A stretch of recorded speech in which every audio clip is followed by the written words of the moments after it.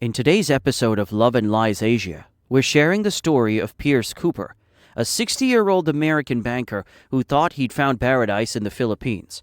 He packed his bags, left behind the rat race, and ventured to this tropical haven for his well-earned retirement. But what started as a dream soon turned into a cautionary tale when he met this young girl in Angeles City. You might be wondering, what harm could an ordinary Philippine girl possibly do? Keep listening, because this one's getting uglier. Let's get started. I'm Piers Cooper, 60 years old, and for as long as I can remember, I've been a numbers man. You see, I started banking when I was barely out of high school.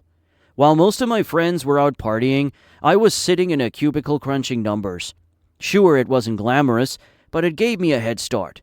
And boy, did I work my way up. Slowly but surely, I climbed that corporate ladder, keeping my head down and letting my work do the talking. Before I knew it, I was a senior executive, rubbing elbows with the bigwigs. And here's a little secret for you. The fact that I never married or had kids, that's probably what saved me from partial insanity.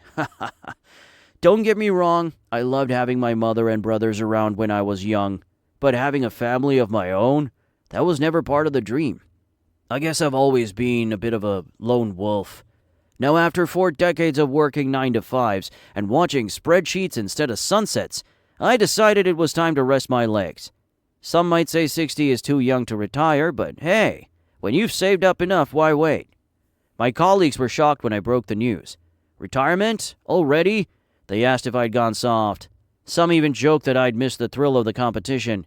And while they smiled politely, I could tell most of them were secretly thrilled to see me out of the game. Well, good for them, because I couldn't have cared less. To celebrate my newfound freedom, I wanted to go somewhere special. Somewhere I could kick back, relax, and enjoy life without the weight of the world on my shoulders. And that's when the Philippines popped into my mind. Now let me make one thing clear. This wasn't my first time traveling abroad, and it certainly wasn't my first time in the Philippines. I've taken plenty of business trips and vacations throughout my life, and I've always been drawn to the charm of this place. There's something about the Philippines that just fits my taste. The people, the culture, the food, and yes, the nightlife. So once I signed all the paperwork and wrapped up my retirement formalities, I booked my flight. This time I decided to try Angeles City. I'd been to Cebu and Manila plenty of times before, but Angeles, that was uncharted territory. I figured why not try something new? Now, I've been to Cebu and Manila plenty of times, and let me tell you, Angeles City has a vibe of its own. Cebu has the tropical charm, pristine beaches, smiling locals, and a laid-back energy that makes you feel like time doesn't exist. Manila, on the other hand, is all about the hustle and bustle. It's a melting pot of culture and business, where skyscrapers tower over ancient churches.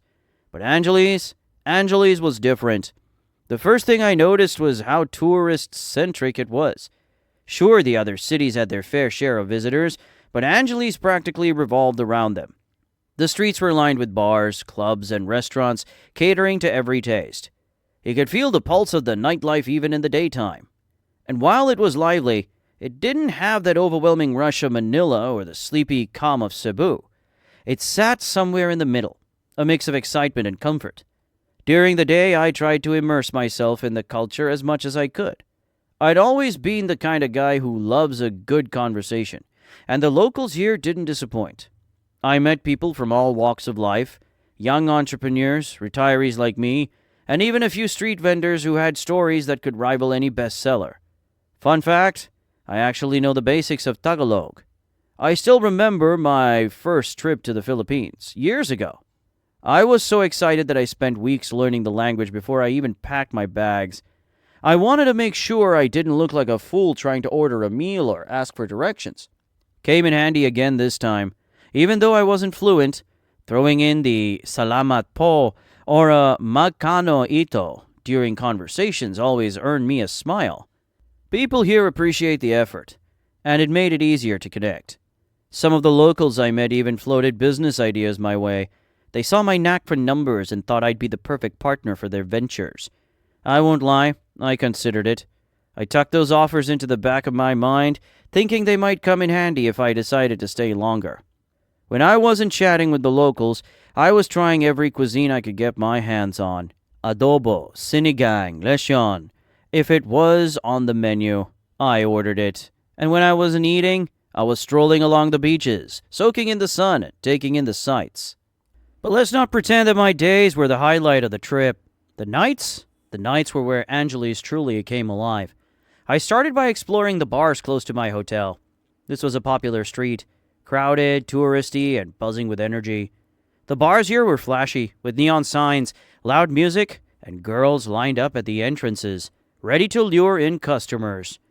I'll be honest, I'm not the kind of guy who can just retire to bed with any pretty face. I've got this ick. I need to be interested in the person. Looks only get you so far. That said, there were a few who caught my eye. Some had this sweet charm, the kind that made you want to sit and talk for hours. But there were also the ones with foul mouths who could ruin the mood faster than you could say, "Check, please." I had fun with a select few, but I was careful. I tried not to pay bar fines too often. I mean, let's be honest, that adds up quickly. And while the bars near my hotel were fun, they felt a bit too thirsty. The crowds were loud, the competition among the girls was fierce, and the whole scene was starting to feel a little too predictable. I had an entire month to decide if this was the place I wanted to retire, so I wasn't in any rush. After a few nights of sticking close to my hotel, I decided it was time to venture out. I figured the bars further from the tourist hubs might have a different vibe. Less frantic, more authentic. I hopped on a scooter and rode through the streets, letting the city guide me. The roads were lined with palm trees, and the air smelled of roasted street food and sea salt. It was refreshing, and for a moment I felt like I was discovering the Philippines for the first time all over again. Maybe I should have gone there sooner. That was my instant thought when I reached the area. However, now that I think of that night, I should have stuck to the crowd. After a while, I found a small cluster of bars tucked away from the main strip. They weren't as flashy as the ones near my hotel, but that was a part of their charm. The lights were dimmer, the music was softer, and the crowd was smaller.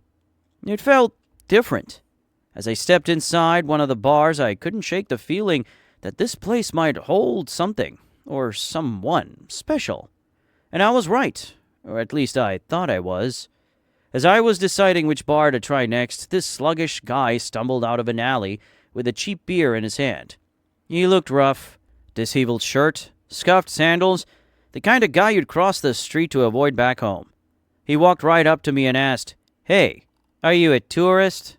Now, if there's one thing I've learned about traveling, it's to keep your cards close to your chest. You never announce to random strangers that you're new to a place. So I ignored him and kept walking, hoping he'd take the hint. But he didn't. But before I could walk away, he gave me a suggestion, pointing down the street to a bar that he apparently favored. While the name of the place didn't stick with me, what did linger was his reasoning. He mentioned that whenever he had enough money, he went there because the girls were what he described in Tagalog as maganda at mainit, beautiful and hot. I didn't respond, just gave him a quick thanks and walked off. Part of me thought he was trying to lure me into some kind of scam. But as soon as I stood outside the bar he mentioned, I found myself considering it. The place was a distinctive look. Neon lights, but not too garish. The entrance was framed with bamboo, giving it a tropical vibe. Felt a little classier than the bars on the main strip. I figured why not? Worst case, I'd grab a drink and leave. Walking in, I realized this wasn't your typical tourist trap. For one, there was a performance happening on stage, a woman in a silver mask, moving gracefully under the dim lights. The music was low and hypnotic, not the blaring club beats you'd hear elsewhere. The air was thick with a mix of perfume and alcohol. Bar girls weaved through the crowd, balancing trays of drinks and flashing smiles at their customers. But there was something different about them. They weren't grinding against strangers or throwing desperate glances around the room. These girls were exotic, yes, but also refined. They carried themselves with a confidence that wasn't forced. The men in the room were just as captivated by the masked performer as I was. She moved like she owned the place, her every step commanding attention. The whole scene felt almost theatrical, like I'd stepped into a different world. A waitress came over and offered me a drink. I ordered something light, didn't want to go too hard too early. I sat back and took it all in. The ambience was calmer, more relaxed. The street guy was right. The girls here were something else. They didn't shove their cleavages in your face or creep you out with overly rehearsed grins. I scanned the room, listening to snippets of conversations. Tagalog dominated, but I picked up a few words of English here and there. It reminded me of how diverse this place was. Locals, expats, and tourists all blending together in one place. I raised my drink, silently thanking the scruffy guy outside for the recommendation. I didn't expect much from him, but hey, even a broken clock is right twice a day. As I sipped my drink and let my eyes wander, I noticed her. She was sitting across the bar with a middle-aged guy, but it was clear she wasn't paying him much attention. Her dark hair framed her face perfectly, and her tan skin seemed to glow under the dim lights. She seemed to be in her late 20s or early 30s. Every now and then her eyes would flick toward me. At first I thought it was a coincidence, but then it happened again and again. When our eyes met, she smiled, a wide, confident smile that seemed to say, "I see you." I couldn't help but smile back. The guy she was with kept talking, gesturing wildly like he was telling the most fascinating story in the world. But she barely reacted. Her body language screamed disinterest. It was almost comical. The guy pouring his heart out while she glanced at me like I was the only one in the room. Then when he turned to call the waitress, she subtly signaled to me. A quick tilt of her head, followed by a gesture that could only mean one thing. "Wait for me." I nodded, trying to play it cool, but inside, I felt a rush of excitement. There was something about her. Mysterious, exotic, and totally captivating. She didn't just stand out from the crowd. She practically owned it. I took another sip of my drink, watching as she handled the situation at her table. She was graceful, almost calculated in the way she maneuvered the conversation. And as I waited, my mind raced with questions. Who was she? What was her story? And most importantly, what was I about to get myself into? It didn't take long for the man at her table to leave, though I couldn't tell whether she had gracefully maneuvered her way out or if he had simply given up. Either way, Jasmine, yes, that's what she called herself, finally walked up to me. She was confident, smooth, and as I extended my hand, she took it firmly, introducing herself with a poise that immediately caught my attention. She was one of the bar girls, yes, but there was something about her that made her stand out. Classy, I thought. Too classy for this place. I even mentioned it to her at the time, and she laughed like I just told the funniest joke. Up close, she carried the same energy I'd seen from across the room. Open, confident, and dangerously good at conversation. She was magnetic. As we talked, she revealed that she was in her early 30s, just as I had guessed, and had been working at the bar for over a decade. She juggled a side job, too, though she didn't specify what it was. She told me about her life, how she was raising 2 toddlers at home with her mother's help after her husband ran off with a cheap bar girl. According to her, the bar girl showed him some money and a bit of flesh, and that was that. He threw his family away like trash. I couldn't believe the ease with which she shared these details, but she spoke with such maturity and practicality that it felt natural. She seemed wiser than her years, which only made her more intriguing to me. When the conversation turned to my life, she was equally engaged. I told her about my recent retirement, my love for travel, and my plans to settle in the Philippines. She thought it was a fantastic idea, enthusiastically agreeing that life here could be paradise if done right. As we talked, I couldn't help but notice the looks we were getting from the other bar girls. Some shot her jealous glances, while others looked outright disgusted, as if they couldn't believe the attention I was giving her. I brushed it off, focusing instead on Jasmine. There was something about her, an effortless charm, a flirtatious edge, and a practicality that felt grounded. She was smart, no doubt about it, but she also had a way of keeping things light and teasing that made her dangerously captivating. By the end of the evening, I didn't want to say goodbye, so I suggested leaving together. She laughed, joking that her high heels weren't made for long walks. I told her not to worry. My scooter had a passenger seat, and I'd make sure she got home safely. She flirted back, pretending to doubt my riding skills. It was all playful, light-hearted, and before I knew it, we were heading out together. That night was something else. Jasmine was wild. For lack of better words, she wasn't just good in bed, she was incredible. It wasn't about feeling young again. I knew those days were long gone, but with her, I felt alive. She had this way of making everything feel natural, effortless, and deeply satisfying. The experience wasn't just physical. It felt like a connection. Mature, experienced, and somehow closer to my age. Even though she was years younger, it was exactly what I didn't know I needed.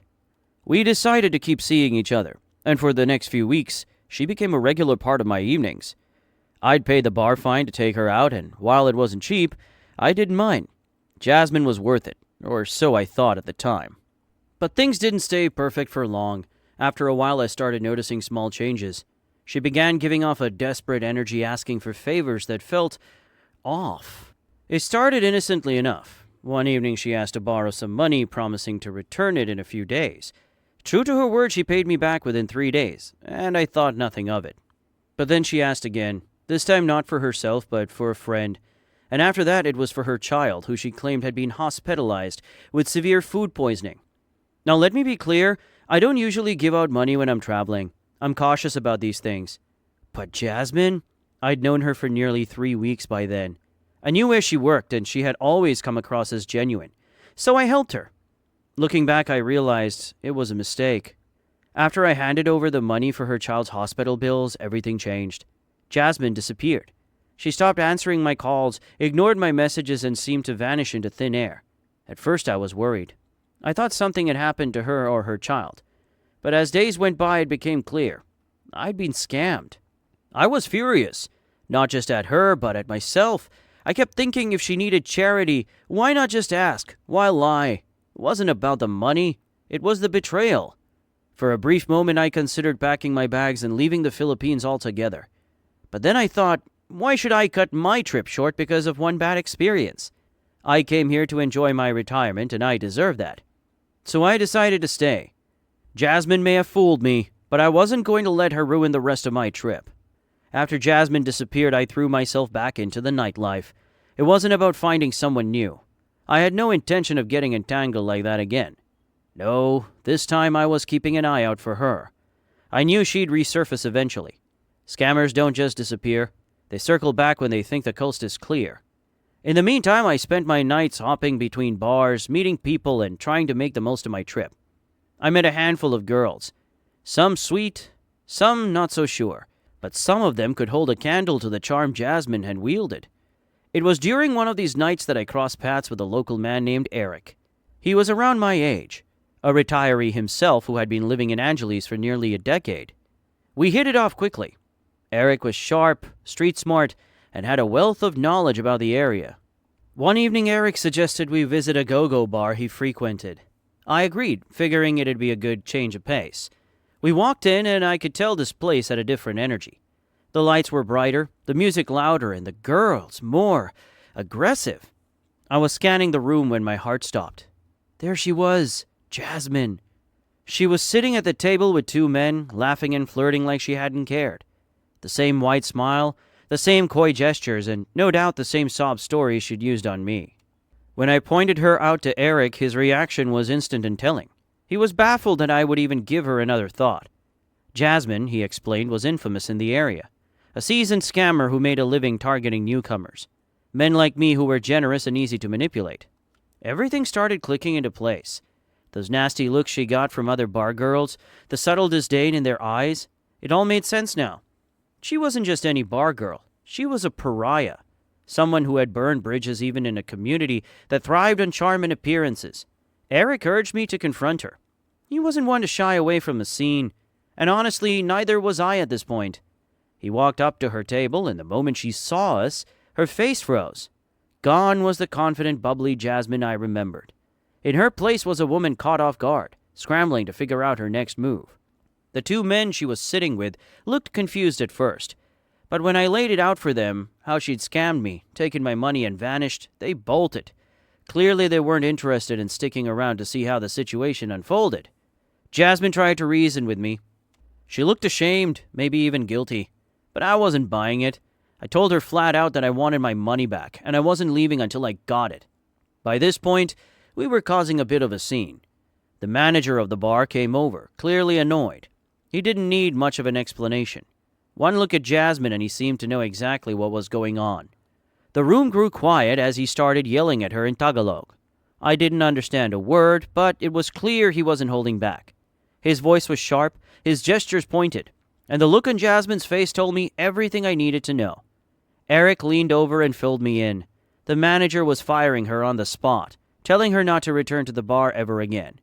The other bar girls watched from the sidelines, some whispering to each other, others openly smirking. It was clear Jasmine wasn't well liked here, and this public humiliation was long overdue. Jasmine, desperate to end the ordeal, pulled out her phone and made the transfer right then and there. She pleaded with me not to involve the police, and while part of me wanted to see her face the consequences, I decided against it. I had my money back, and honestly, I didn't want the hassle. The manager continued berating her as Eric and I left the bar. I could still hear his voice echoing as we stepped onto the street. For a moment I felt a bit of satisfaction. Justice in its way had been served. But what I didn't realize was that this was only the beginning. Jasmine wasn't out of my life just yet. As my trip was winding down, I found myself thinking about the States. I decided to head back home before making any long-term decisions. I wanted to speak with my brothers and a few close friends. They'd know whether my plans for the Philippines were realistic or just the ramblings of a retiree looking for excitement. One evening I stopped by a cafe I'd visited a handful of times during my trip. It was one of my go-to spots for coffee and a quiet bite to eat. The place was always bustling, but the staff had come to recognize me, so I never waited too long to be served. That night, though, something, or rather someone, was different. A waitress I'd never seen before approached my table. She was young, barely 20, with simple features that gave her a natural charm. Her dark hair was tied back neatly, and there was an innocence in her demeanor that stood out against the city's backdrop of hustle and nightlife.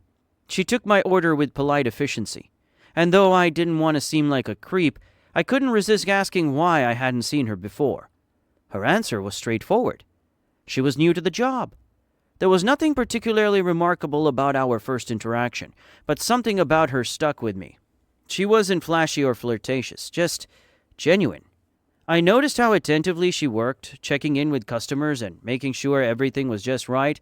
I chalked it up to being new at the job, thinking she wanted to make a good impression. When my bill came, I decided to tip her generously, against my better judgment.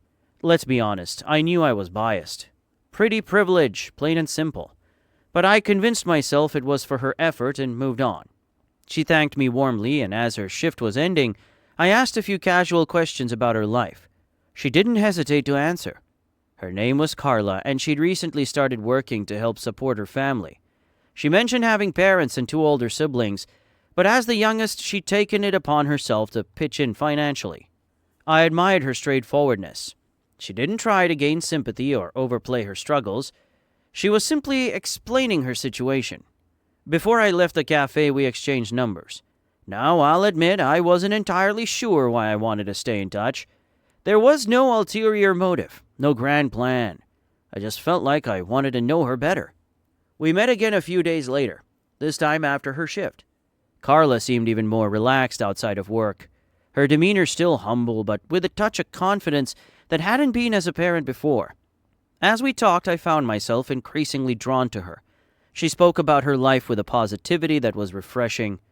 While she had her share of struggles, she didn't dwell on them or use them as a crutch.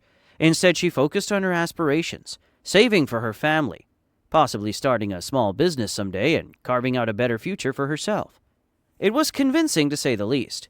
The more she spoke, the more I felt like she was tailor-made for me. She was everything I could ever want in a partner. Practical, kind, and unburdened by the drama I'd encountered with others during my trip. I started imagining what life with Carla could be like. She seemed so different from Jasmine and the other women I'd met here. She wasn't trying to sell me a sob story or dazzle me with empty flirtation. She felt real. She listened attentively when I spoke about my own life. It felt like she genuinely cared. And her simplicity? It was a stark contrast to the chaotic energy I'd grown accustomed to in Angeli's. I found myself wanting to protect her, to offer her the stability and support she seemed to be working so hard to achieve on her own. Carla's charm was subtle but powerful. She didn't need flashy clothes or dramatic gestures to capture my attention. She simply was. I began to think of her not just as someone I enjoyed spending time with, but as someone I could genuinely see a future with. The idea of having a companion, someone who shared my values and seemed so aligned with what I wanted, was irresistible. She even seemed interested in me, in a way that felt natural and unforced. There was no desperation, no games, just two people enjoying each other's company. Little did I know her perfection wasn't accidental. Every smile, every comment, every shared laugh was carefully crafted. She knew exactly how to play to my personality, and I was falling for it hook, line, and sinker. By the end of our third meeting, I was seriously considering asking Carla to be my girlfriend. The thought was crazy, completely out of character for me, but I couldn't help myself. She had this way of making everything seem possible. A future in the Philippines, a life filled with simplicity and connection, a chance to escape the loneliness that had crept in during my retirement years. It all felt within reach when I was with her. Within 3 weeks, Carla and I decided we were meant for each other. Despite our age difference, she never seemed concerned. In fact, she told me she found me more charming and reliable than the boys her age. Now, I've never been the kind of man to sponsor a partner instantly, but after spending 3 wonderful weeks with her and another month meeting other women who didn't come close to her sincerity, I was convinced she deserved my support. So when it was time for me to leave the Philippines and head back to the States to finalize some matters, I offered her financial help. At first, she straight up denied it. She cried when I insisted, saying she didn't want to seem desperate or dependent on me. But I told her we're partners now, so it's not about dependency. It's about trust. Eventually, she agreed, but only for a small amount. Back home, I couldn't wait to share the news of my new relationship. But as expected, it was met with judgmental eyes. My brothers were in disbelief. They couldn't wrap their heads around the idea that I was dating someone nearly 40 years younger than me. They said she was a gold digger. But I brushed it off. They didn't know Carla like I did. I knew she wasn't like that. While I waited for my Special Resident Retiree Visa, or SRRV, to process, a requirement for foreign retirees planning to settle in the Philippines, I stayed in touch with Carla. Every day she shared updates about her life, from mundane errands to the small joys that came her way. Then one day she told me she was worried about her future. Her cafe waitress job, she said it wasn't reliable. She feared being let go any day. She had a plan, though. She wanted to start a parlor, something she'd dreamed of for years, since completing a parlor course. She shared her ideas in detail, the location, the amount of investment required, even pictures of the contract once it was signed. She assured me that the investment would be under my name, and I believed her. At first, everything seemed legitimate. Carla told me the parlor was doing well and the demand was skyrocketing, but she needed more money to expand. I sent her what she needed without hesitation. But as time went on, she started responding to my calls and messages less frequently. She said she was busy managing the parlor, which was understandable, but something felt off. When she told me she had lost her cafe job due to tardiness and now relied solely on the parlor, I sent her more money, including her monthly allowance. But questions began to nag at me. What happened to the profit she'd mentioned? Where was the income from this supposedly booming business? The numbers guy in me finally kicked in, and thank God he did. Without informing Carla, I booked a flight back to the Philippines to see for myself. When I arrived, I went straight to the location of the parlor Carla had shared with me. What I found left me speechless. The place was nothing like the polished picture she had sent me. It was dingy, poorly maintained, and looked more like a front than a functioning business. To confirm my suspicions, I hired a local man to pose as a customer and gather information. What he uncovered was beyond anything I could have imagined. The parlor was a cover for illegal activities, including drug deals. Still in shock, I decided to confront Carla directly. I walked into the parlor unannounced and found her inside, alongside Jasmine. At first, both women looked stunned to see me, but when I demanded answers, their hesitation melted into confidence. Jasmine, with a sarcastic smirk, wasted no time revealing the truth. This had been a setup from the start, orchestrated to humiliate me. She viewed the entire relationship with Carla as her revenge for the public humiliation I'd caused her at the bar. Carla's demeanor shifted entirely. The sweet, innocent facade she'd maintained for so long vanished.